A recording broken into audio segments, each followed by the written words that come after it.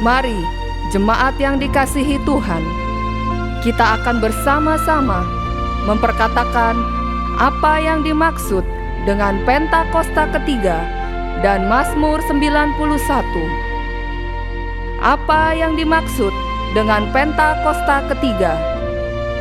1. Pentakosta ketiga adalah pencurahan Roh Kudus yang dahsyat di zaman ini, melebihi yang terjadi di Azusa Street. 2. Pentakosta ketiga akan mengakibatkan penuaian jiwa yang terbesar dan yang terakhir sebelum Tuhan Yesus datang kembali. 3. Pentakosta ketiga akan membangkitkan generasi Yeremia, yaitu anak-anak muda yang dipenuhi Roh Kudus, cinta mati-matian kepada Tuhan Yesus, tidak kompromi terhadap dosa, dan akan bergerak untuk memenangkan jiwa. 4. Pentakosta ketiga lahir di Indonesia dan bergerak ke bangsa-bangsa. Gerakan ini dari timur ke barat dan akan kembali ke Yerusalem. 5. Pentakosta ketiga akan memberikan kuasa untuk menyelesaikan amanat agung, dan setelah itu Tuhan Yesus akan datang kembali. Dan mari bersama kita sepakat dan percaya mendeklarasikan firman Tuhan yang tertulis dalam Mazmur 91. Dalam lindungan Allah, orang yang duduk dalam lindungan yang maha tinggi dan bermalam dalam naungan yang maha kuasa akan berkata kepada Tuhan, tempat perlindunganku dan kubu pertahananku, Allahku yang kupercayai. Sungguh, Dialah yang akan melepaskan engkau dari jerat penangkap burung, dari penyakit sampar yang busuk. Dengan kepaknya Ia akan menudungi engkau, di bawah sayapnya engkau akan berlindung. Kesetiaannya ialah perisai dan pagar tembok. Engkau tak usah takut terhadap kedahsyatan malam, terhadap panah yang terbang di waktu siang, terhadap penyakit sampar yang berjalan di dalam gelap, terhadap penyakit menular yang mengamuk di waktu petang. Walau 1.000 orang rebah di sisimu dan 10.000 di sebelah kananmu, tetapi itu tidak akan menimpamu. Engkau hanya menontonnya dengan matamu sendiri dan melihat pembalasan terhadap orang-orang fasik. Sebab Tuhan ialah tempat perlindunganmu, yang maha tinggi telah kau buat tempat perteduhanmu. Malapetaka tidak akan menimpa kamu, dan tulah tidak akan mendekat kepada kemahmu. Sebab malaikat-malaikatnya akan diperintahkannya kepadamu untuk menjaga engkau di segala jalanmu. Mereka akan menatang engkau di atas tangannya, supaya kakimu jangan terantuk kepada batu. Singa dan ular tedung akan kau langkahi. Engkau akan menginjak anak singa dan ular naga. Sungguh, hatinya melekat kepadaku, maka aku akan meluputkannya. Aku akan membentenginya, sebab ia mengenal namaku. Bila ia berseru kepadaku, aku akan menjawab. Aku akan menyertai dia dalam kesesakan. Aku akan meluputkannya dan memuliakannya. Dengan panjang umur akan kukenyangkan dia, dan akan kuperlihatkan kepadanya keselamatan daripadaku. Haleluya! Amin! Berikan tepuk tangan sorak-sorai bagi Raja yang luar biasa dalam setiap kehidupan kita, saudara. Haleluya!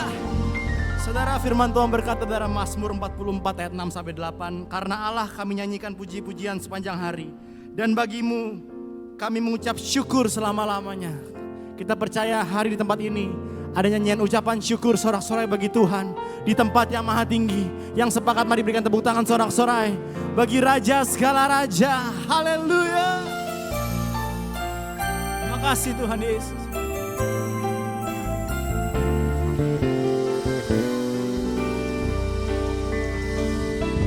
Kami bawa ucapan syukur bagi Engkau di tempat yang maha tinggi Tuhan. Sebab bagimu segala pujian, hormat, kemuliaan Tuhan. Terimalah setiap syukur sembah kami kepadamu Tuhan Yesus. Mari bersama-sama dengan hatimu katakan pada Tuhan. Yesus, kemuliaan-Mu pulihkan hatiku. Yesus, kemuliaan-Mu berkati hidup. Mari sekali katakan Yesus, kemuliaan-Mu Tuhan. Yesus, kemuliaan-Mu pulihkan hatiku. Yesus, kemuliaan-Mu berkati hidup. Mari sama-sama dengan segenap hati katakan segala pujian, segala pujian, syukur bagimu. Kau hadir dalam hidupku. Kini ku datang sujud di hadapan-Mu, memuji-Mu, menyembah-Mu. Yesus, ku menyembah-Mu.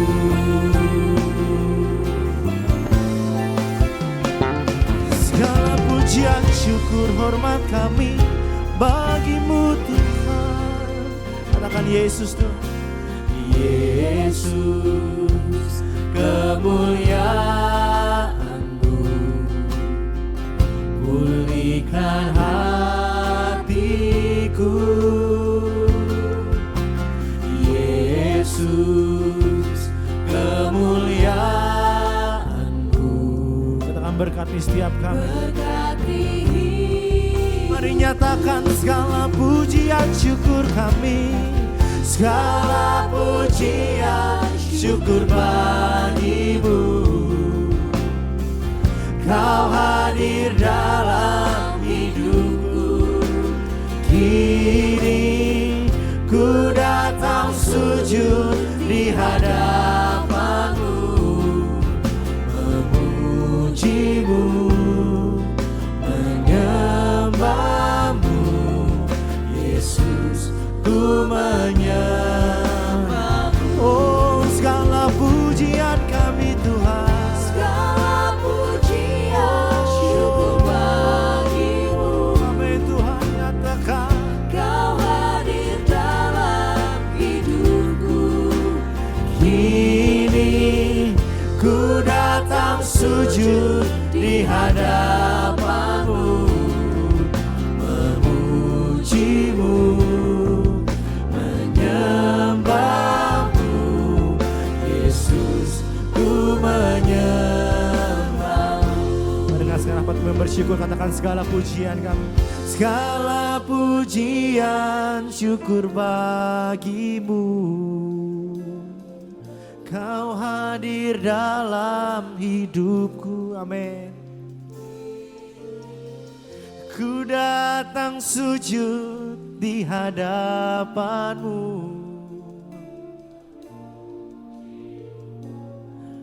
menyembah-Mu. Mari dengan hati yang bersyukur sama Tuhan saudara. Mari katakan segala pujian syukur hormat kami Tuhan. Segala pujian syukur bagimu.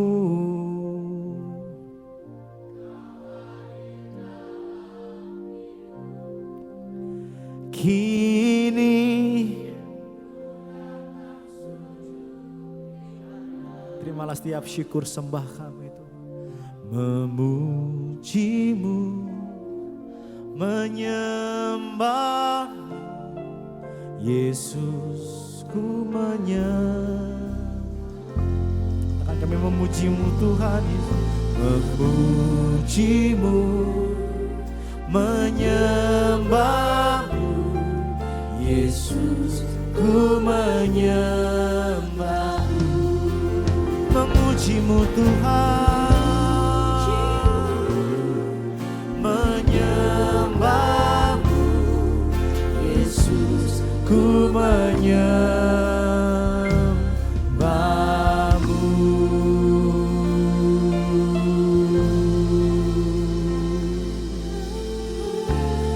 Kami sembah Raja, Engkau layak disembah.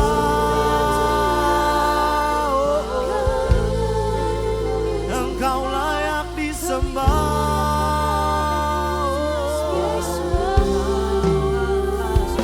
Haleluya,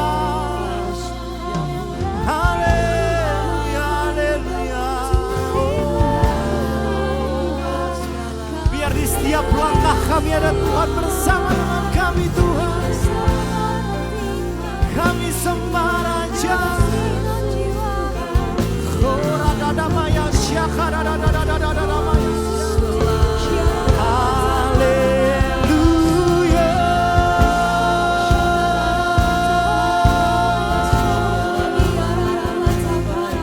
Kami sembah Raja. Kiaradadamaya syakaradadadadadadadamo.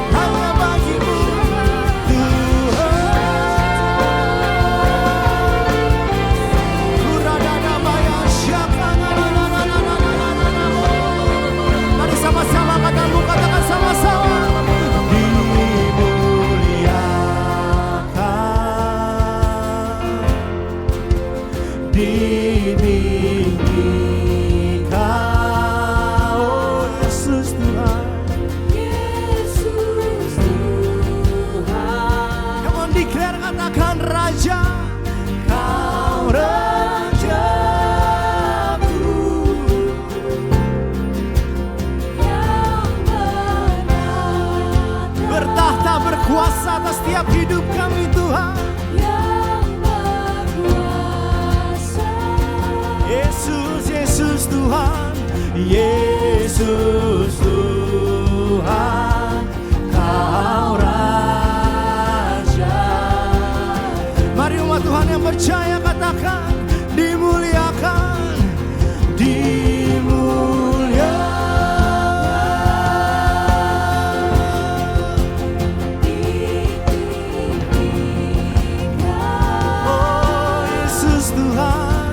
Yesus Tuhan,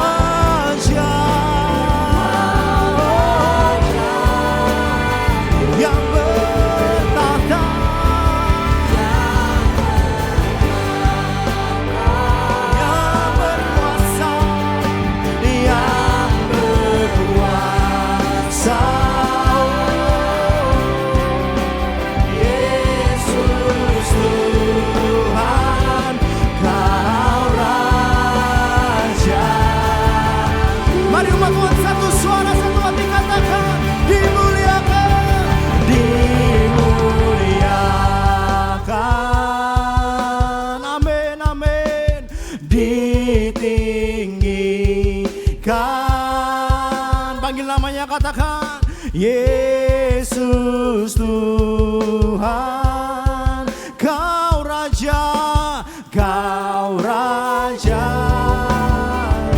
Oh, yang bertata,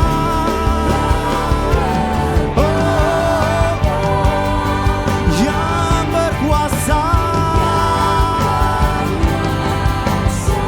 Panggil namanya Yesus Tuhan, Yesus Tuhan, Kau Raja. Mari katakan dimuliakan Tuhan,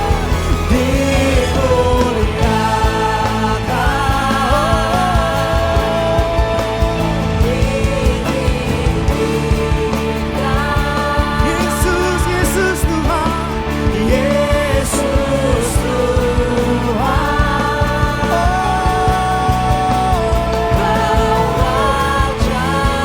Bertahtalah Tuhan, berkuasalah Tuhan. Yang berkuasa, yang berkuasa. Yesus Tuhan, Kau Raja. Oh, Yesus Tuhan, Yesus Tuhan, Kau Raja. Nyatakan Yesus Tuhan, Yesus Tuhan, Kau Rajaku.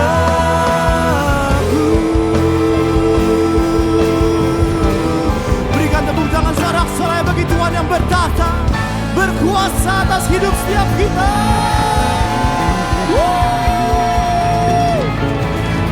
Sebab kami siap bersorak-sorai memuji nama-Mu Tuhan. Yang siap bersorak-sorai bagi Tuhan, sama-sama katakan amin. Berikan tepuk tangan sorak-sorai bagi Tuhan saudara. Haleluya. Mari tepuk tangan semua.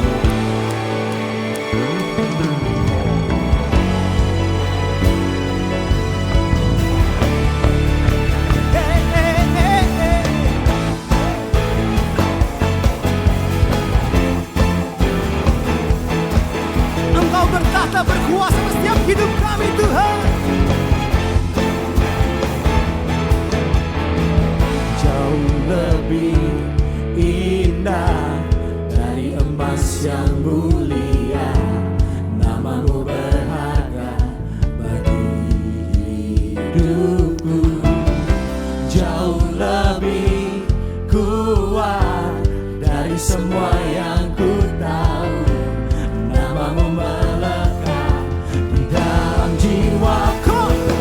Nama-Mu selalu ada di tempat pertama di hatiku dan selalu menjadi yang utama di rinduku. Dimanapun ku berada, tak akan berubah. Nama-Mu selalu berada di tempat pertama.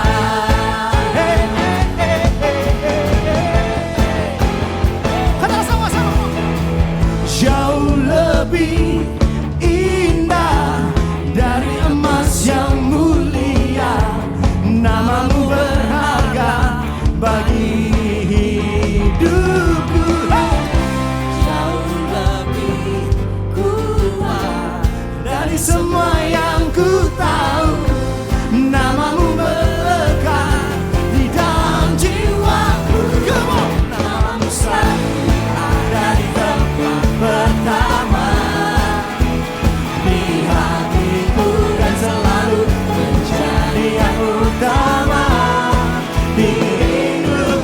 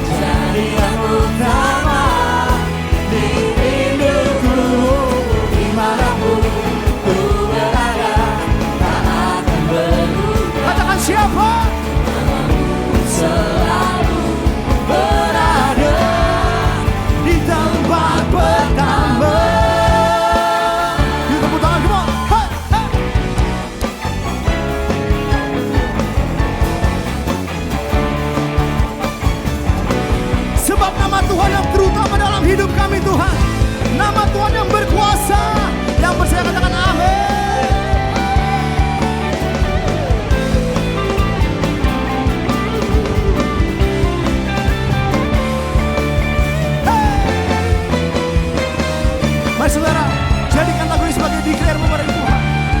Mari dengan iman sama-sama katakan pada Tuhan, come on. Namamu selalu ada di tempat pertama. Katakan di mana? Di hatiku. Dan selalu menjadi yang utama di rinduku.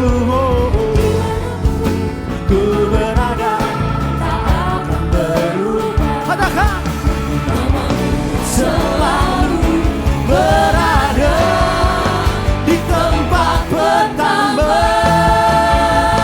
Come on. Namamu selalu ada di tempat pertama di hatiku dan selalu menjadi yang utama di rinduku. Dimanapun ku berada tak akan berubah. Katakan namamu selalu berada di tempat pertama. Pertama. Katakan di hatiku dan selalu menjadi yang utama di rinduku. Dimanapun ku berada tak akan berubah. Amin. Namamu selalu berada. Katakan nama Tuhan. Namamu selalu berada. Mari sekali lagi sama-sama kata saudara. Namamu selalu berada di tempat pertama.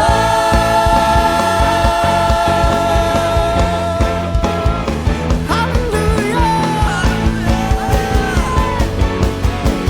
Yang percaya berikan tepuk tangan sorak-sorai bagi Raja segala raja. Haleluya. Siap lebih lagi buat Allah kita yang luar biasa. Amin. Amin. Boleh kasih tepuk tangan yang meriah buat Tuhan kita. Haleluya.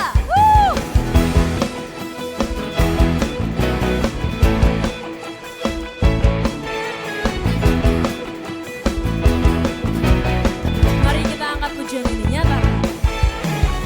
Terpujilah namamu Tuhan, kuat dan penuh kemuliaan. Satu suara kami nyatakan, kebesaran-Mu tetap selamanya. Nyatakan, terpujilah. Terpujilah namamu Tuhan, ajaib dan penuh keagungan. Mari satu hati kami nyatakan, kerajaan-Mu kekal selamanya. Semuanya.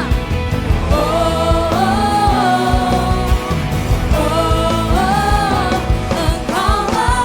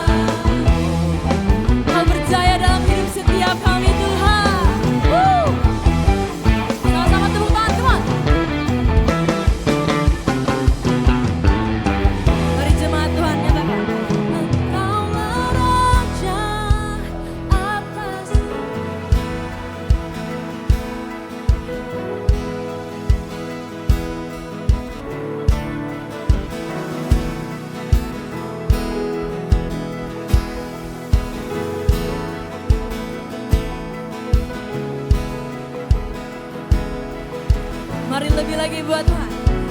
Engkaulah Raja atas dunia. Come on. Dan membebaskan jiwa. Engkaulah Raja atas dunia yang menghancurkan kudus dan membebaskan jiwa. Kami bersorak bertepuk tangan. Engkau Tuhan percaya dan memerintah untuk selamanya.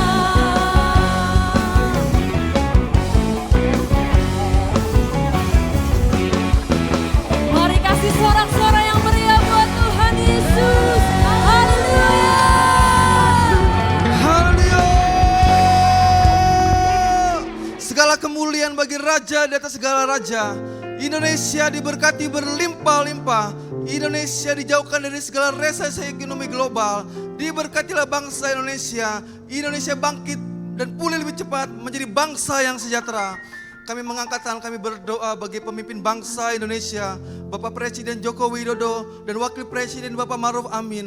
Engkau memberkati kepemimpinan hamba-Mu. Apapun yang hamba-Mu kerjakan untuk Indonesia, Engkau jadikan berhasil dan beruntung. Kami berdoa untuk pemerintahan Indonesia. Bangkitkan pemerintahan Indonesia, yaitu pemerintahan yang adil, pemerintahan yang bekerja keras untuk seluruh rakyat Indonesia. Terima kasih Bapak. Kami juga berdoa untuk Gembala Sidang Pak Niko Tuhan. Berkati Tuhan untuk hamba-Mu Tuhan. Untuk kesehatan hamba-Mu Tuhan. Keluarga besar hamba-Mu juga aman dalam lindungan Tuhan. Pelayanan dan pengembalaan hamba-Mu sebagai pembawa pesan Pentakosta ketiga. Kami berdoa Engkau pakai secara dahsyat sampai ke bangsa-bangsa. Banyak jiwa-jiwa disembuhkan dan menjadi percaya kepada Tuhan Yesus. Terima kasih Tuhan Yesus. Kami juga berdoa untuk Gembala Cikatuja Bapak Dr. Rianto Tuhan. Engkau juga memberkati kesehatan hamba-Mu, pita suara hamba-Mu Tuhan. Bahkan umur yang panjang. Engkau memberkati berlimpah-limpah Tuhan Yesus. Berkati juga pelayanan dan pengembalaan hamba-Mu Tuhan. Biarlah banyak jiwa-jiwa disembuhkan dan menjadi percaya kepada Tuhan Yesus serta menjadi umat yang layak. Terima kasih Tuhan Yesus. Berkati Tuhan Yesus, berkati khususnya untuk juga generasi-generasi Yeremia. Engkau memberkati Tuhan Yesus. Bangkitkan generasi Yeremia Tuhan. Bangkitkan ya Bapa menjadi pemimpin-pemimpin, leader-leader di CK7, gereja-gereja dan pemerintahan. Biarlah mereka Engkau pakai secara dahsyat untuk penyelesaian amanat agung dan sehingga mereka boleh menjadi percaya kepada Tuhan Yesus. Terima kasih Bapa. Inilah doa kami bawa dalam ucapan syukur. Haleluya. Amin. Amin. Boleh silakan duduk kembali Bapak Ibu yang dikasihi Tuhan Yesus. Kami rindu menyambut adakah yang baru pertama kali hadir di GBI PRJ, boleh angkat tangannya? Adakah jiwa baru? Oh, ada di depan saya. Shalom. Selamat datang. Selamat beribadah di GBI PRJ. Bagi jemaat yang baru pertama kali hadir dapat mengisi form data jiwa baru dengan cara men-scan QR yang ada di depan layar dan setelah ibadah selesai dapat mengunjungi counter jiwa baru untuk mendapatkan souvenir. Baik, kita akan memberi persembahan. Mari kita persiapkan yang terbaik buat Tuhan Yesus. Persembahan dapat dilakukan dengan cara scan kris yang ada di depan kursi Bapak Ibu Saudara. Dan mohon dipastikan nama penerimanya adalah Kolekte GBI PRJ. Dan bagi Bapak Ibu yang membutuhkan amplop dapat mengangkat tangan dan para pengerja akan segera membantu.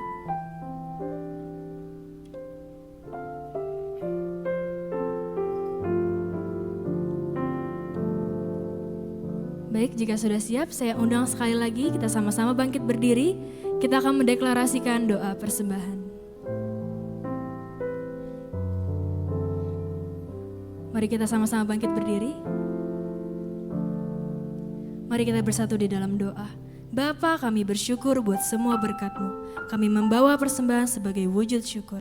Kami percaya, kami menerima kesehatan, keluarga, bisnis, pekerjaan, dan kuliah yang terbaik. Ini adalah waktu memberi persembahan dalam nama Tuhan Yesus Kristus. Amin. Selamat memberi, Tuhan Yesus memberkati.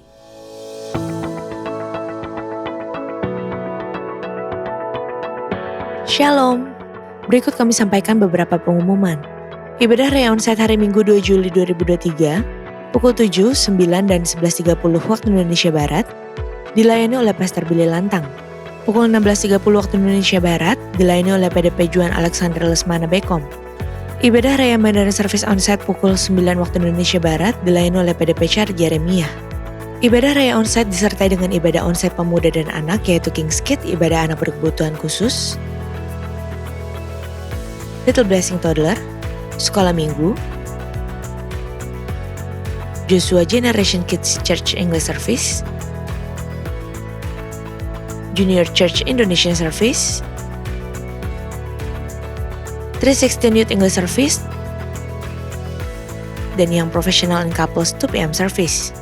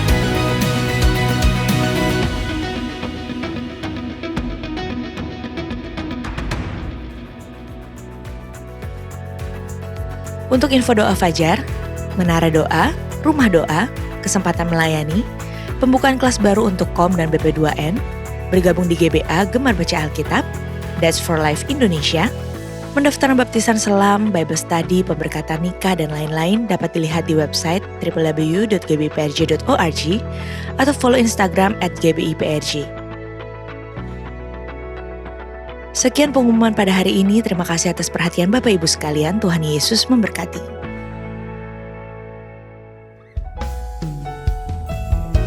Ajar kami Tuhan Yesus untuk hidup dalam jalan-Mu, agar semua rencana-Mu digenapi dalam hidup setiap kami. Pimpin kami Tuhan di setiap waktu kami. Terima kasih Yesus.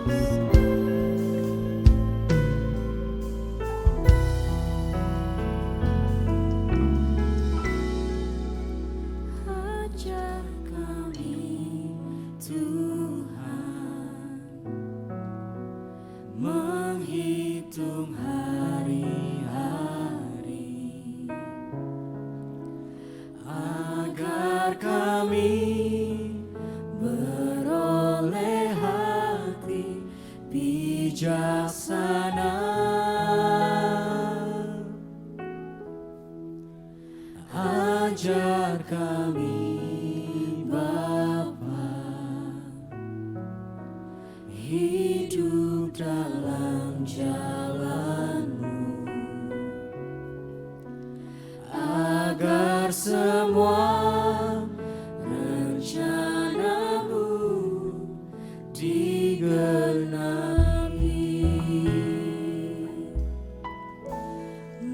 Mulialah nama-Mu Tuhan, dan ajaib jalan-Mu. Pimpin kami di setiap waktu. Besar setiamu Tuhan, agunglah karya-Mu. Yesus kami bersyukur padamu. Mari kasih tepuk tangan yang terbaik buat Tuhan Yesus. Ajar kami ya Tuhan.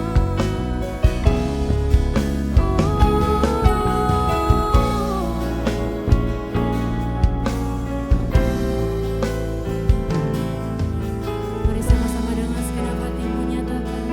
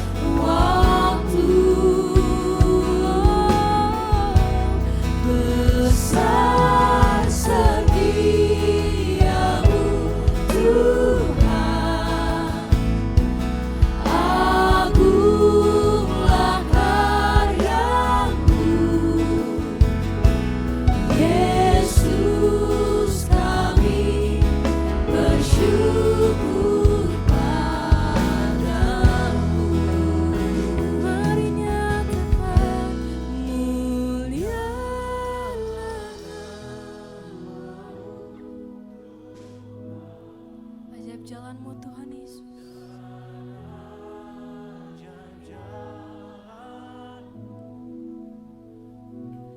Pimpin kami di setiap waktu. Besar kasih setia-Mu Tuhan. Besar setia-Mu Tuhan, agunglah karya-Mu, Yesus kami bersyukur. Mari lebih lagi nyatakan.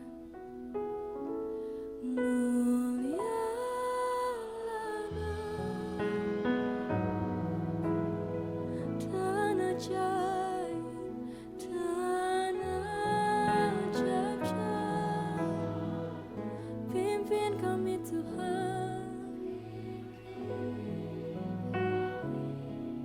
di setiap besar setia-Mu.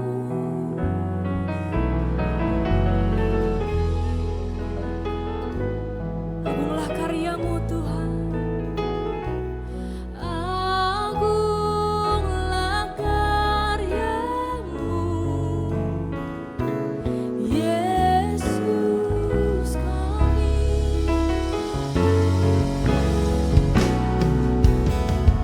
Dengan segenap hati kami mau nyatakan Tuhan.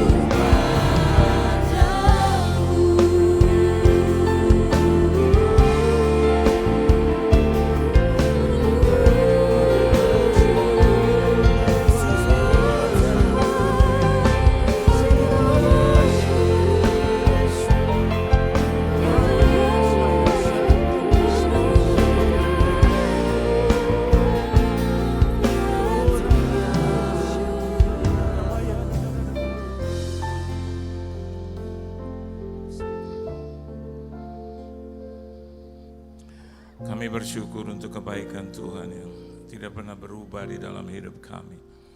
Kami bersyukur untuk kasih karunia anugerah Tuhan yang tetap berlaku sampai hari ini. Kami bersyukur untuk penjagaan, penyertaan, pimpinan, dan pembelaan Tuhan di sepanjang hidup kami sampai hari ini. Terima kasih untuk kehidupan, untuk nafas, kesehatan, bahkan untuk segala kecukupan dalam kehidupan kami. Lebih dari itu juga kami akan menikmati sebagian dari perkataan firman-Mu, berkata-kata Engkau Tuhan. Kuasai ruangan ini, bahkan ruangan hati kami yang terdalam. Hibur, tegur, nasihati, dan berkati kami supaya ketika kami keluar dari rumah-Mu ini, kami boleh berjalan dengan kepala tegak untuk melanjutkan kehidupan kami. Di dalam nama Tuhan Yesus Kristus, kami sambut firman-Mu. Haleluya. Amin. Beri tepuk tangan dulu yang meriah buat Tuhan. Silakan Anda duduk. Shalom saudara. Satu kehormatan besar bagi saya boleh melayani Tuhan dan khususnya saya ada di sini pagi hari ini. Tentunya terima kasih buat Tuhan Yesus yang mengundang saya. Terima kasih juga buat Tuhan rumah di sini, gembala, koordinator, dan juga seluruh jemaat Tuhan yang hadir pada pagi hari ini. Saudara bersuka cita, amin. Kita buka Alkitab kita di dalam satu kebenaran firman Tuhan, yaitu di dalam Roma pasal yang ke-12 ayat yang pertama, saudara. Coba kita akan membaca bersama-sama. Kalau Anda sudah menemukannya, 1, 2, dan 3. Karena itu saudara-saudara, demi kemurahan Allah, aku menasihatkan kamu, supaya kamu mempersembahkan tubuhmu sebagai persembahan yang hidup, yang kudus dan yang berkenan kepada Allah. Itu adalah ibadahmu yang sejati. Dalam terjemahan yang lain kata ibadahmu yang sejati itu bicara tentang reasonable service, ya. Jadi satu peribadatan yang layak, yang pantas gitu saudara, di hadapan Tuhan atau dinilai oleh Tuhan. Dan Alkitab katakan dengan jujur di sini bahwa saya dan Anda harus mempersembahkan tubuh kita sebagai persembahan yang hidup, kudus, dan yang berkenan kepada Allah. Hari-hari ini banyak juga di antara kita yang suka kehilangan identitas diri kita. Ya, kita merasa bahwa kehadiran kita di gereja, di ibadah itu tidak cukup berguna. Persoalannya bukan soal berguna atau tidak, tetapi itu adalah satu persembahan. Dibandingkan, compare with apa yang telah dilakukan oleh Yesus juga dalam bentuk mempersembahkan tubuhnya, mempersembahkan hidupnya. Dan kalau saya dan Anda mau ya dikatakan murid Yesus, dimuridkan sedemikian rupa, maka we have to be like him. Kita juga harus seperti dia, yaitu mempersembahkan apa yang ada dalam diri kita, dalam hidup kita, yaitu apa? Tubuh. Bicara tentang jiwa, bicara tentang roh, seringkali itu menjadi sesuatu yang nomor 2 dan nomor 3 dibandingkan kalau saya dan Anda selalu bicara tentang tubuh dan tubuh. Kebutuhan sekarang menjadi sesuatu yang sangat yang sangat dibutuhkan oleh kita, yang menempati posisi teratas. Banyak orang seringkali saya bilang di atas panggung mau mengorbankan kesehatannya hanya untuk keuangan, finansial, untuk kebutuhan dari tubuh itu sendiri. Oleh sebab itu tidak heran ketika Yesus dicobai, yang pertama yang dilakukan adalah dia menyerang tubuh. Oleh sebab itu hari ini Alkitab ingin mengajarkan kepada kita bahwa tubuh kita itu harus dipersembahkan kepada Tuhan sebagai satu peribadatan yang layak, yang pantas. Kalau hari ini Anda sehat, hari ini Anda tidak terserang sakit penyakit, atau hari ini Anda ada dalam keadaan baik-baik saja, mestinya, seharusnya kita beribadah, saudara. Seharusnya kita melangkahkan kaki, dibandingkan dengan alasan-alasan lain. Masih pagi, Pak. Dibandingkan alasan lain, aduh saya belum punya cukup kekuatan, saya masih dipenuhi dengan pikiran-pikiran bagaimana nanti saya makan, bagaimana saya harus mencukupi keluarga, saya agak capek Pak, saya sibuk segala macam. Jadi benar kata Roma di sini bahwa tubuh itu adalah bagian penting untuk Tuhan lihat gitu, sejauh mana saya dan Anda berkenan kepada Tuhan. Nah untuk itu dari ayat ini saya bisa katakan, garis bawahi bahwa ibadah itu ya yang disertai dengan tubuh yang kita persembahkan kepada Tuhan adalah sesuatu yang sangat berkualitas. Saya pakai kata branded gitu loh. Kata branded di sini tentang bermerek yang bernilai tinggi, yang berkualitas. Banyak orang seringkali alergi dengan kata branded. Itu orang pakaiannya branded, itu orang tasnya branded, itu orang jamnya branded, itu orang mobilnya branded, segala macam. Tapi hari ini lupakan sejenak dengan hal itu. Kenapa saya dan Anda tidak bisa memberikan yang branded items? Hal-hal yang berkualitas. Apa itu itemsnya atau hal-hal itu? Nanti Alkitab akan berikan kepada saya dan Anda jawaban itu. Tapi the most important thing, apakah saya dan Anda sudah memberikan persembahan yang terbaik, yang berkualitas, yang bernilai tinggi. Hari-hari ini saja sudah terjadi satu perbedaan pendapat yang meruncing antara gereja, antara hamba-hamba Tuhan tentang multitafsir, tentang persembahan, perpuluhan masih bisa diberikan atau tidak. Saya mau katakan buat saudara, kalau itu branded bagimu, branded yang berkualitas, kenapa tidak? Halo? Terus ada orang bilang sudah dihapus itu 10%. Saya mau katakan buat saudara, kalau memang bagimu ya, uang itu adalah akar dari segala kejahatan dan Anda bisa menguasai uang itu dan memberikan kepada Tuhan, kenapa tidak? Halo? Kenapa hanya karena gara-gara uang kita bisa ribut, saudara? Karena memang uang itu bisa menjadi penguasa atas hidup kita. Tapi kalau kita yang menguasai uang itu, maka saya yakin dan percaya bahwa 10% adalah sesuatu yang sifatnya biasa dibandingkan dengan rezeki yang Tuhan berikan kepada kita. So, akhiri polemik itu. Yang saya mau katakan hari ini, yang terbaik, yang berkualitas, yang branded itu kita bisa berikan kepada Tuhan. Amin, saudara. Beri tepuk tangan yang meriah buat Tuhan. Jangan terpengaruh dengan ocehan orang gitu loh ya, yang seringkali membuat kita beri atau enggak sih. Berarti Anda ada di tengah, Anda nggak sadar bahwa Tuhan Yesus sudah memberikan yang berkualitas, sangat berkualitas, wajar, sangat amat layak, pantas. Kalau kita juga memberikan yang terbaik, saya juga setuju. Berapa saja kita juga bisa berikan kepada Tuhan. Tetapi kalau memang biasa kita beri 10%, kita nggak harus tanya kepada bangsa lain, kita tanya kepada diri kita sendiri saja. Kita tanya saja kepada Alkitab. Kalau Alkitab menyatakan itu untuk memberikan yang terbaik buat Tuhan, kenapa tidak? Dan hal-hal yang berkualitas, yang berhubungan dengan hidup, ini yang saya mau bagikan buat Anda. Yang pertama, coba kita lihat kebenaran firman Tuhan, saudara. Di dalam Alkitab, Anda lihat di dalam Mazmur pasal yang ke-17 ayat yang pertama. Apa yang berkualitas yang harusnya kita berikan kepada Tuhan ya? Yang branded gitu loh, yang nilainya tinggi gitu ya. Yang pertama, coba Anda lihat Mazmur 17 ayat yang pertama. Yuk, baca sama-sama. 1, 2, dan 3. Doa Daud, dengarkanlah Tuhan perkara yang benar. Perhatikanlah seruanku. Berilah telinga akan doaku dari bibir yang tidak menipu. Dari sini kita bisa melihat ya bahwa apa yang kita pakai untuk memuliakan Tuhan ternyata adalah bibir, for lips. Kita gunakan bibir itu untuk memuliakan Tuhan dengan jalan apa, saudara? Yaitu bibir itu sendiri harus mengucapkan atau yang keluar adalah kebenaran demi kebenaran. Amin.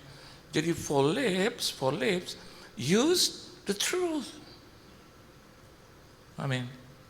Jangan yang kebohongan. Alkitab bilang, perhatikanlah seruanku, berilah telinga akan doaku dari bibir yang tidak menipu. Terkutuk rasanya, saudara. Ya, berdosa rasanya kalau saya menyampaikan firman, di baliknya ada penipuan demi penipuan. Saya punya kenal ya, seorang hamba Tuhan, saya nggak usah sebut namanya ya. Satu hari dia berkhotbah di satu persekutuan, katakanlah satu pertemuan. Dan orang ini kaya raya, saudara. Baru saja dari perusahaannya menjual sesuatu gitu ya. Saya tidak usah sebut apa itu, yang menghasilkan triliun gitu, saudara. Dia baru dapat itu. Ya. Dan hamba Tuhan itu diundang ke sana. Setelah diundang, dan pastilah ya, kita dapat persembahan kasih gitu. Nah, waktu dia dapat persembahan kasih dari jauh, begitu dia mau dapat dia bilang, no, jangan, jangan kasih gua, jangan begitu kau, jangan begitu. Dan mungkin bagi banyak orang yang tidak mengenal gitu, mungkin wah sesuatu yang hebat, tapi beberapa teman yang tahu bilang begini di belakang, pinter juga nih hamba Tuhan.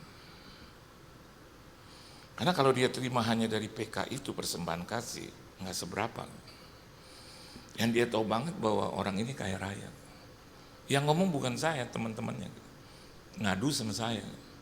Terus saya bilang, nggak apa-apa dong kalau dia nggak kasih. Belum selesai nih bos. Satu saat, hamba Tuhan ini mengundang orang kaya ini untuk bergabung dalam satu perhelatan. Dan saudara jelaslah orang ini jadi nggak enak hati. Akhirnya dia memberikan sesuatu yang cukup nilainya oke. Dan saya mau katakan buat saudara, lepas dari pro dan kontra, ya lihat dari bibir yang tidak menipu seharusnya.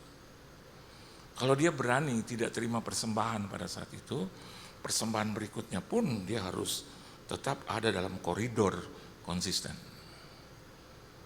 Halo. Kadang kita sebagai hamba Tuhan, sayalah sebagai hamba Tuhan, berdosa rasanya begitu. Kalau saya mengasihi istri saya dan saya tidak melakukan kebenaran di dalamnya, atau bibir ini menyatakan kebenaran di dalamnya. Jadi watch your lips, ya, jaga mulutmu dengan baik. Karena dari bibir itu, dari mulut itu, dari lidah itu bisa membakar hutan, saudara. Bahkan bisa membuat persoalan menjadi kisruh. Tetapi dari bibirmu bisa keluar kata-kata pujian yang memuliakan Tuhan. Oleh sebab itu yang pertama yang harus Anda perhatikan, Anda jaga dan Anda pakai ya, yaitu kebenaran di dalam bibirmu. Yang kedua, saudara, saya akan cepat. Coba kita baca sama-sama di dalam 2 Samuel pasal yang ke-22 ayat yang ke-7. Coba kita baca sama-sama. Ya. Bukan berarti bahwa dia tidak terima itu terus dia mendapatkan tabur tuai, tetapi ada sesuatu di balik itu dari perkataan itu, saudara ya. Dan yang kedua, 2 Samuel pasal yang ke-22 ayat 27. Yuk baca sama-sama. Apa yang harus kita jaga, saudara, dan yang harus kita pakai ya untuk memuliakan Tuhan dan ibadah kita itu layak pantas di hadapan Tuhan. Yang pertama adalah bibirmu harus menyatakan kebenaran. Dan yang kedua, 2 Samuel 22 ayat yang ke-7 ya, ke-7 saudara ya. 2 Samuel pasal yang ke-22 ayat yang ke-7, 1, 2 dan 3. Ketika aku dalam kesesakan, aku berseru kepada Tuhan, kepada Allahku aku berseru, dan ia mendengar suaraku dari baitnya, teriakku minta tolong masuk ke telinganya. Yang kedua, voice, untuk suara harus ada di dalamnya, yaitu doa-doa yang naik di hadapan Tuhan ya. So ketika Anda pakai ya, suaramu itu lebih ke arah untuk berteriak, untuk meminta tolong, untuk dalam satu hal berdoa, baik itu untuk negara, untuk bangsa, untuk keluarga, bahkan untuk dirimu sendiri, untuk orang lain juga. Jadi sesuatu yang bisa memuliakan Tuhan, ibadah itu memuliakan Tuhan dan layak, pantas, ya, Anda harus memakai suaramu. Amin. Your voice. Ada banyak orang di ibadah atau di dalam kebaktian demi kebaktian seringkali tidak memakai suaranya. Bagi dia biar saja orang lain yang nyanyi. No. Persembahan atau peribadatan yang terbaik, yang layak, yang pantas, ya, yang diterima oleh Tuhan dengan senangnya, yaitu ketika kita juga memakai suara kita, dan di dalam suara itu ada doa-doa yang naik. Doa untuk gerejamu, doa untuk bangsamu, doa untuk di sepanjang tahun ini, tahun politik. Ini gunanya kita ada di sini. Doa untuk berkata, Tuhan tolong bangsa dan negaraku. Tuhan tolong 3 calon presiden. Dan biarlah Tuhan Engkau memilih yang terbaik untuk kelangsungan bangsa ini. Walaupun Anda dengar sesuatu yang tidak baik tentang pemilihan tahun depan, tetapi Anda harus selalu berdoa untuk hal itu. Berdoa untuk bangsamu, untuk kotamu bahkan. Ya. Nah, kita lihat bahwa di dalam kebaktian ibadah, kau juga harus berdoa untuk Tuhan, biarlah tidak ada orang-orang yang mengambil keuntungan dari ini. Saya sering kali mendengar bahwa di gereja saja banyak handphone yang hilang, banyak juga tas yang hilang, ya. Apalagi kalau ada panggilan ke altar untuk didoakan, dan mereka lupa itu. Bagi mereka kan ini gereja rumah Tuhan. Iya, seperti itu. Tetapi seringkali ketika kita balik, saudara, sudah tidak ada apa-apa di situ. Teman saya seorang artis, ya, dulu dia pemimpin dari persekutuan doa. Dia bikin acara di gereja penuh, saudara. Saya pengkhotbahnya. Dan ketika dirujuk untuk maju ke depan, dia orang pertama yang maju. Dia duduk di depan. Ada temannya di sebelahnya. Waktu dia balik ternyata uangnya hilang. Seluruh persembahan yang akan dia berikan, karena dia adalah pemimpin itu, habis itu. Dan orang pun tidak tahu, kan orang tidak memperhatikan. Dan saya mau katakan buat saudara, kekuatan kita adalah doa. Amin. Ketika Anda beribadah, Anda juga harus mendoakan mungkin hal-hal yang biasa. Ketika Anda masuk ke sini, mungkin ya ibadah belum dimulai, lebih baik Anda berdoa. Bukan hanya buat dirimu sendiri, tetapi juga buat Tuhan, Engkau mengasihi umatmu Tuhan, Engkau mengasihi gerejamu di sini, biarlah dipenuhi dengan jiwa-jiwa. Dan saya yakin dan percaya kalau mereka belum datang, sertai pimpin dan bela dalam perjalanan tibakan dengan selamat. Itu hal yang kecil, tetapi di sini kita bisa melihat bahwa suara kita bukan kita pakai untuk hal-hal mengutuki, mengomeli, ya, untuk sumpah serapah, tapi suara kita berdoa untuk meminta tolong kepada Tuhan, supaya Tuhan membela dan menolong kita. Dan hal yang ketiga, apa yang harus kita pakai, saudara, ya, kita gunakan di dalam peribadatan, bahkan di dalam persembahan kita yang sejati. Yang ketiga, selain bibir, yang kedua adalah voice atau suara, ya. Di balik bibir itu ada kebenaran, di balik suara itu ada doa-doa yang dilantunkan naik ke atas Tuhan, ke atas hadiratnya. Yang ketiga, coba kita lihat di dalam Lukas pasal yang ke-7 ayat 13. Baca sama-sama, saudara. Lukas pasal yang ke-7 ayat 13, ya. Lukas pasal yang ke-7 ayat 13, 1, 2, dan 3. Dan ketika Tuhan melihat janda itu, tergeraklah hatinya oleh belas kasihan. Lalu ia berkata kepadanya, apa saudara? Jangan menangis, ya. Itu yang pertama. Coba yang kedua kita lihat Lukas 15 ayat 20. Kita akan baca bersama-sama. Lukas pasal yang ke-15 ayatnya yang ke-20. 1, 2, dan 3. Maka bangkitlah ia dan pergi kepada bapaknya. Ketika ia masih jauh, ayahnya telah melihatnya. Lalu tergeraklah hatinya oleh belas kasihan. Ayahnya itu berlari mendapatkan dia, lalu merangkul dan mencium dia. Selain tadi apa yang saya katakan dari bibir, dari suara, yang ketiga ini bicara tentang mata, ya. Mata Anda dan saya di dalamnya harus ada belas kasihan. Alkitab bilang, ketika ia masih jauh, ayahnya telah melihatnya. Amin. Dalam kehidupan sehari-hari kita bisa melihat juga banyak orang yang susah. Anda dan saya juga harus memperhatikan mata itu, dan mata itu harus dipelihara dan juga dipakai di dalam memuliakan Tuhan, bahkan dalam persembahan yang terbaik. Ya, ini branded juga, saudara. Tuhan telah memberikan satu hal, items yang terbaik juga, yaitu mata. Alkitab bilang kalau teranglah matamu maka teranglah hidupmu. Dan kalau Alkitab katakan di sini bahwa tergeraklah hatinya oleh belas kasihan setelah ia melihatnya. Masakan kita tidak punya satu pandangan itu, mata itu.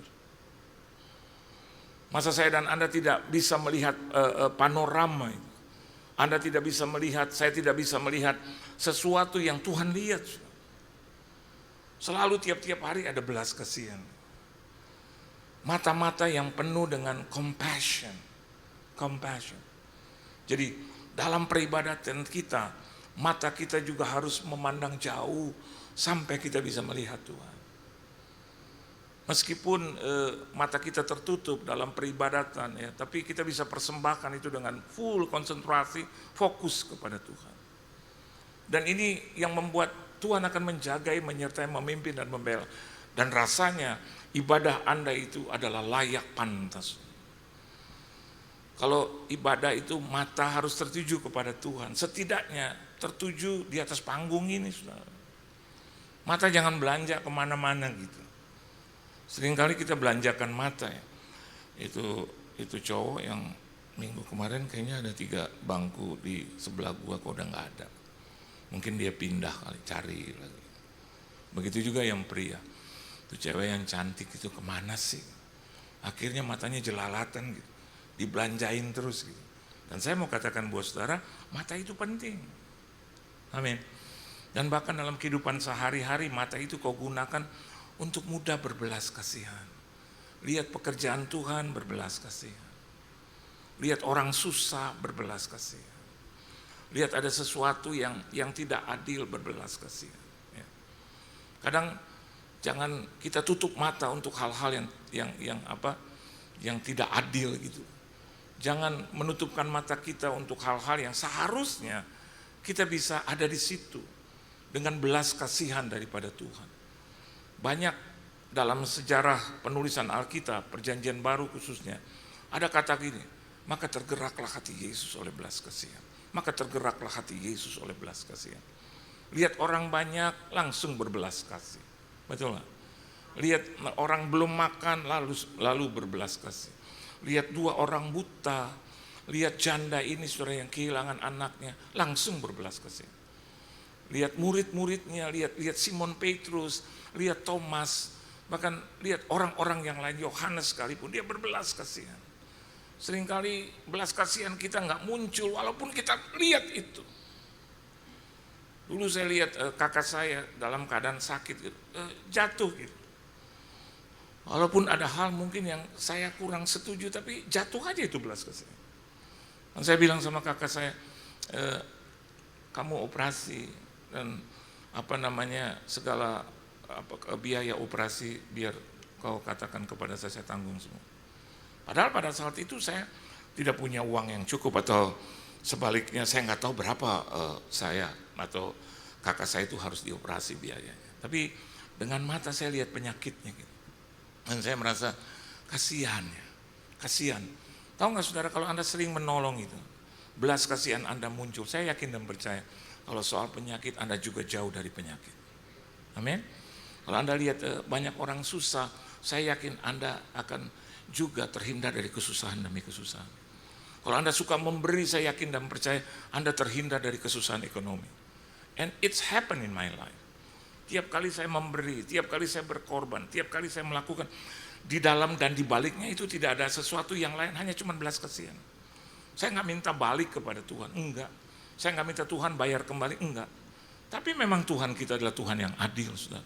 Apa yang kau tabur itu kau tuai. Dan dia lihat itu semua. Orang-orang bilang, wah ini pendeta diberkati. Saya mau bilang wajarlah, karena Alkitab juga katakan itu. Kalau Anda berbelas kasihan, maka automatically Tuhan yang sudah penuh dengan belas kasihan kepada kita, itu akan mengoperasikan itu.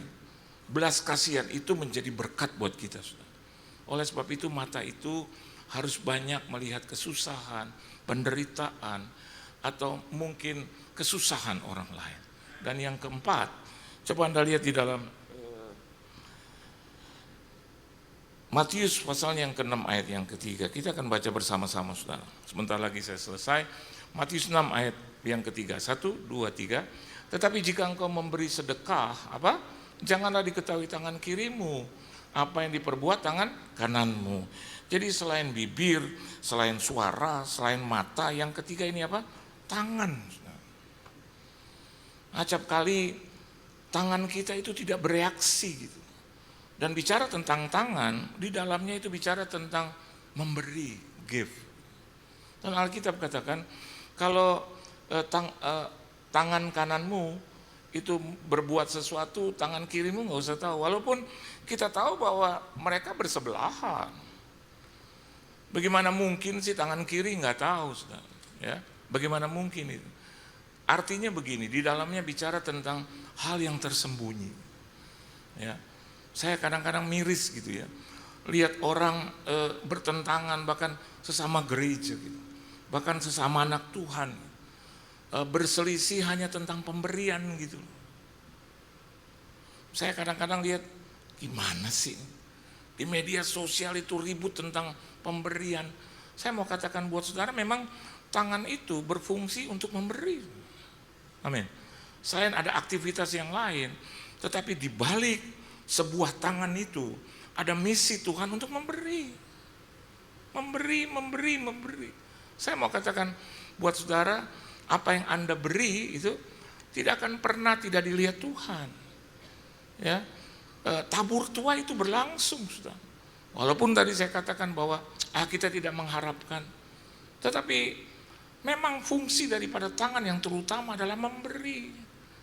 Memberi kepada siapapun, bahkan memberi kepada Tuhan, itu ibadahmu yang sempurna, ibadahmu yang layak, ibadahmu yang pantas. Mungkin ini didengar oleh sahabat saya gembala, tapi ini kebenaran. Beberapa waktu yang lalu saya ada di satu gereja, dan tiba-tiba pengumuman ditulis bahwa hari ini kita memberi 3 kali, saudara. Yang satu lagi dipakai untuk misi. Saya lihat gitu 3 kali. Enggak ada rasa, waduh kenapa 3 kali, jadi hancur dong nih, aku punya keuangan. Enggak, saya cuma hitungnya gini, 3 kali, saya melayani 3 kali, jadi 9 kali saya beri. Sedangkan jemaat 3 kali, saya kan 3 kali betul-betul berarti 9. Dan hebatnya Tuhan, siangnya gitu sebelum saya pergi ke daerah itu, saya berdoa untuk seseorang, dan seseorang itu memberkati saya, ya, memberkati saya dengan 1 juta, saudara. Jadi tiap kali saya memberi, saya bilang seperti suara roh Tuhan katakan pas. Jadi 100 kali 9 kan 900. Terus saya lari ke sini ke PRJ yang 4:30 sore, minggu lalu atau 2 minggu yang lalu. 100 juga pas 1 juta. Udah nggak dapat apa-apa kan gitu. Tapi saya lihat gitu, Tuhan itu baiknya setengah mati. Amin. Dan saya bersyukur gitu, aduh hari ini saya bisa memberi 10 kali loh. Dan saya bilang, Tuhan terima kasih untuk kemampuan yang Tuhan berikan kepada saya untuk memberi. Ya. Walaupun nilainya ya biasalah, tapi Tuhan perhatikan itu, memang tangan gunanya. Dan saya bilang kepada sahabat saya yang jadi gembala, ini berapa kali 9? Enggak sekalian 20 kali. Enggak sekalian 12 kali. Dia ketawa dan dia bilang, iya karena kan Bapak di sini 3 kali melayani. Saya bilang siap, Tuhan udah sediakan. Terus, dan semakin saya memberi gitu, di kesempatan pertama, kedua, ketiga, makin lama itu hati makin bersuka cita gitu. Itu hati makin seolah-olah ayo lagi Tuhan, ayo lagi.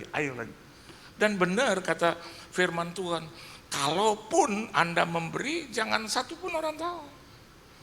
Kalaupun Anda memberi, tangan kirimu saja nggak boleh tahu. Berarti satu persembahan yang memang sukarela, yang datangnya dari hati, yang tidak bisa dibandingkan dengan orang lain, karena Tuhan sudah memberikan segalanya bagi kita. Dan saya nggak usah kasih tahu lah buat saudara gitu, apa yang saya dapat.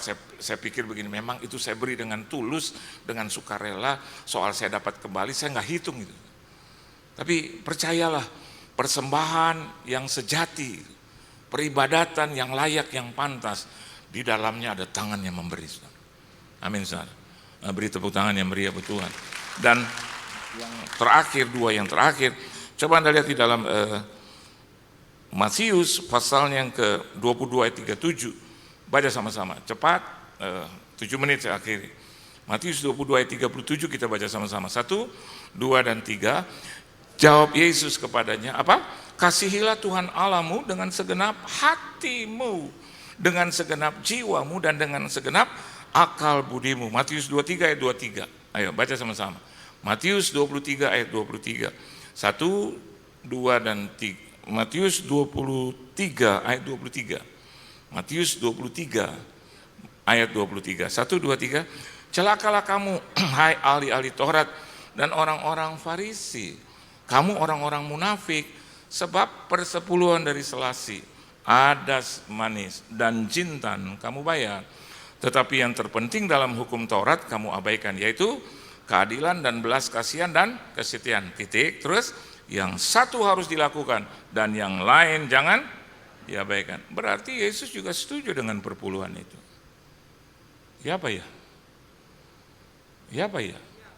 Kalau kita balik saudara, yang terpenting dalam hukum Taurat ya, yaitu keadilan dan belas kasihan dan kesetiaan, tetapi persepuluhan dari selasi, adas manis, dan jintan kita juga bayar. Apa yang kelima yang saya boleh bagikan buat Anda? Tentang kasih. Amin. Ya, kasih di dalamnya itu ada hati yang bisa melakukan. Jadi yang kelima, ini bicara tentang hati. Dalam ibadah, hatimu harus dijaga dengan baik. Amin. Baik-baik kau jaga. Karena dari hatilah terpancarlah kehidupan. Jadi yang harus kita persembahkan adalah hati. Hati yang bersih, hati yang mengasihi. Kalau kita bisa mengasihi Tuhan, saya yakin dan percaya apa yang Dia minta juga, saya yakin kita bisa berikan. Setuju nggak? Ya, waktu kita, ya, terus apa harta kita, biasa ya, biasa. Saya bilang sama istri saya kadang-kadang ada acara penting, terus tiba-tiba bentrok dengan pelayanan. Saya bilang ya udah deh saya pelayanan aja. Kadang saya bawa keluarga saya gitu di restoran, ya saya duduk, saya titipkan itu kartu kredit, dompet sama istri saya, itu saya bilang, ma atau dan kakak, adik-adik, saya bilang, aku jalan. Mereka bilang, lu nggak makan, nggak usah. Jadi gimana dong kita? Beres sudah, istri saya tanggung itu. Saya berpikir begini, mengasihi itu harus dalam hidup, bukan nanti di sana. Mengasihi sekarang. Bukan untuk menerima penghormatan, enggak. Ada satu teman bilang, ya kamu kasih-kasih sama keluarga supaya keluarga hormat sama kamu. No, sama sekali enggak. Saya bilang, you don't know my family, kau nggak tahu. Dia bilang, iya dong ceritakan, nggak usah saya cerita. Karena kalau bicara tentang hati, saya lakukan dengan sukarela. Karena saya mengasihi Tuhan dan saya mengasihi keluarga. Nah nanti pas pulang, baru saya telepon istri saya, gimana? Udah, aku kesana deh, ya udah pada bubar. Ya oke, haleluya, puji Tuhan. Dan seneng lihat rasanya keluarga makan sama-sama. Dan seneng rasanya kalau kita diberikan penghormatan untuk memberkati mereka. Bagi saya itu tak ternilai. Dan yang terakhir, saya tutup firman Tuhan. Ayo baca sama-sama Ayub 29 ayat 24 ya. Apalagi yang Anda harus persembahkan kepada Tuhan? Udah dicatat atau belum? Lupa Pak ya. Oke, Ayub 29 ayat 24 bilang apa? Apa yang harus Anda persembahkan? Aku tersenyum kepada mereka karena mereka putus asa dan seri mukaku tidak dapat disuramkan mereka. Jadi keputusasaan apapun tidak bisa menyuramkan kita punya muka. Jadi yang keenam, apa yang harus Anda persembahkan? Muka. Halo. Apa? Muka. Di dalam muka itu ada apa saudara? Senyum. Amin. Jadi kalau ke gereja jangan gini. Kayak benci. Gara-gara istri bangunin pagi-pagi. Tuhan gak seneng lihat yang begitu. Takut saya muka itu gak balik. Kalau nyanyi, Kalau apa namanya nih pemimpin pujian kelamaan marah. Kalau khotbah kelamaan marah. Kasihan. Saya mau katakan buat Anda, waktu kita mati aja muka kita di apa? Dipermak. Betul nggak? Nggak ada orang mati terus mukanya. Nggak ada. Kita yang ngelawat, widih. Ini kenapa jadi begini? Bahkan yang begini nih saudara, matinya begini nih. Itu ditutup. Betul. Anda pernah nggak lihat orang yang matanya melotot terus Anda ngelawat? Melayat. Widih. Lagi liatin Anda. Terus Anda jalan dia terus liatin. Serem loh, betul nggak? Mereka berusaha sedemikian rupa, gitu ya. Saya pernah cerita di apa namanya bukan di Reels tapi di TikTok saya. Ada seseorang gitu yang katakanlah mengusir kita dari rumah itu. Anda pernah nonton itu ya. Dan hasilnya antara kepala dan badan pisah. Ya. Itu aja waktu dia mati saudara, itu dipakai kayu terus ditutup dengan perban. Nggak enak kan gitu, mayat di sini ya kan, badan di sini, kepala di sini, terus orang waduh ya. Terus di tengah-tengah orang kasih duit gitu di tengah-tengah antara kepala dan badan ya. Tapi dirias demikian rumah. Hari ini yang masih hidup, saya mau katakan buat saudara banyak senyum. Halo. Istri saya tuh kalau ngomong saya, mama itu aja. Terus dia suka gini, iya aku ngomong sekali, kamu 30 kali. Saya kadang-kadang suka bilang, ini lihat tuh cerewet. Terus dia bilang, cerewet, aku perempuan cerewet, kamu cerewet, laki udah cerewet. Saya coba, oke. Akhirnya orang bilang kemarin ketemu orang, Pak, anak temannya anak saya, dia bilang begini sama anak saya, gila bapak lo gila, umur 60-an mukanya tetap muda, senyum, halo, senyum, amin. Dia kayak umur 40-an, puji Tuhan. Kalau Anda senyum-senyum terus sampai 80-an tetap begitu tuh muka. Jadi ketika mati Anda juga senyum, rasanya Anda puas dengan hidup, amin. Jangan udah mati nggak ada senyum. Terus tangannya begini kayak mau minta. Aduh. Tuhan Yesus memberkati. Beri tepuk tangan yang meriah buat Tuhan. Tunduk kepala kita doa. Kami bersyukur untuk kebaikan Tuhan. Engkau tidak pernah gagal untuk mengurus kami. Engkau tidak pernah gagal untuk melakukan yang terbaik bagi hidup kami. Hari ini kami ingin juga mempersembahkan yang terbaik di dalam peribadatan kami, yaitu tubuh kami persembahkan kepadamu. Di dalam tubuh itu ada bibir kami, ada suara kami, ada mata kami, ada tangan kami, ada hati kami, dan ada muka kami. Kami persembahkan untuk Engkau. Terpujilah namamu hingga kekal sampai selama-lamanya. Di dalam nama Tuhan Yesus Kristus kami sudah diberkati. Haleluya. Amin. Tuhan Yesus memberkati saudara.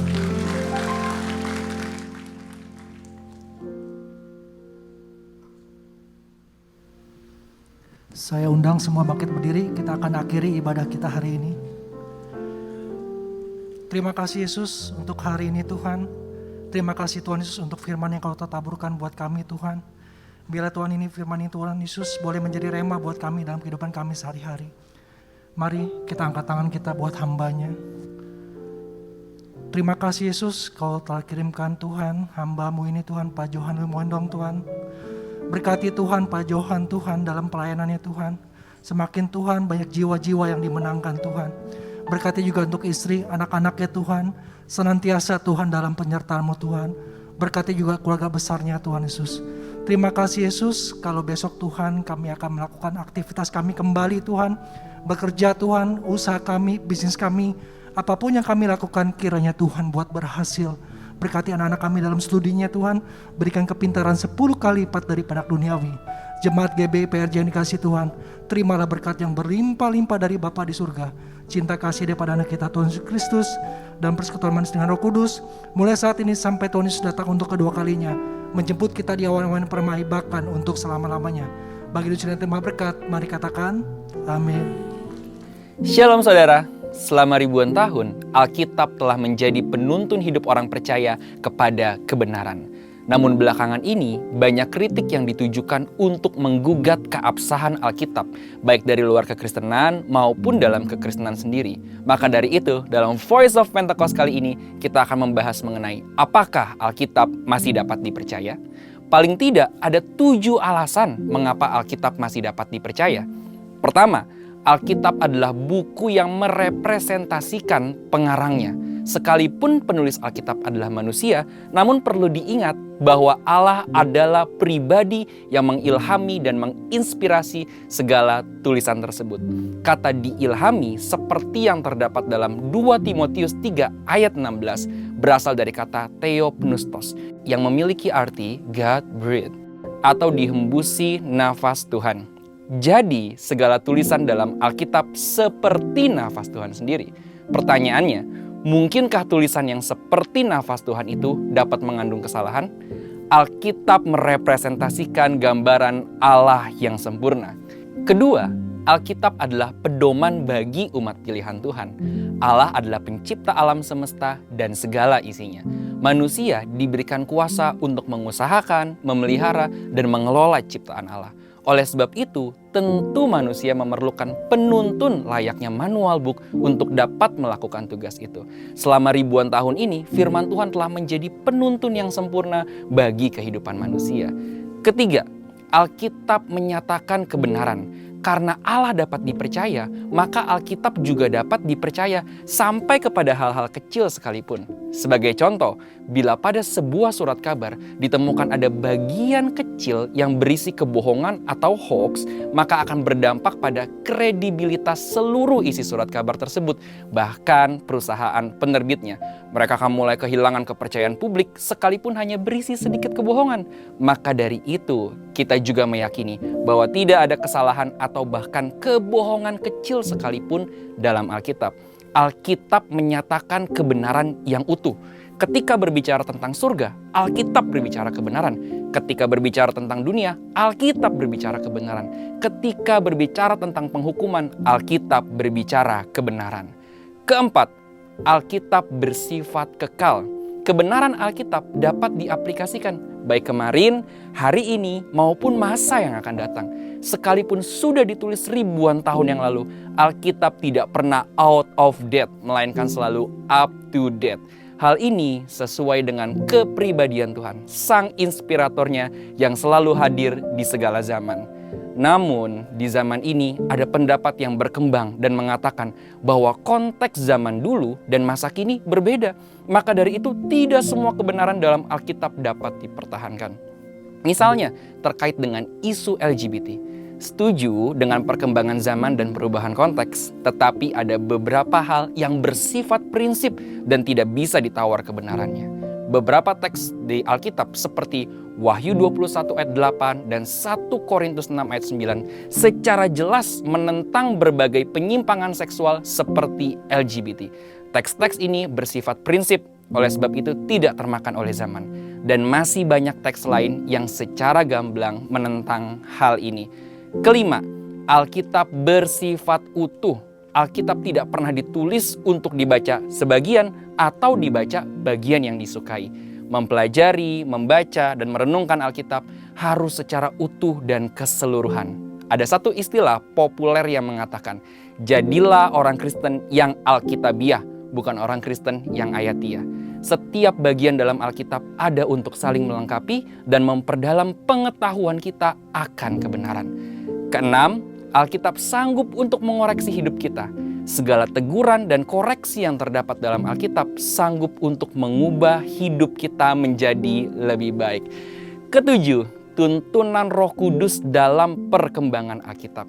Sekalipun Alkitab mengalami dinamika dalam perkembangannya, misalnya terkait dengan proses penerjemahan dan perkembangan bahasa, kita meyakini bahwa Roh Kudus yang menginspirasi para penulis Alkitab adalah Roh Kudus yang sama yang mengawal perkembangan Alkitab dari masa ke masa.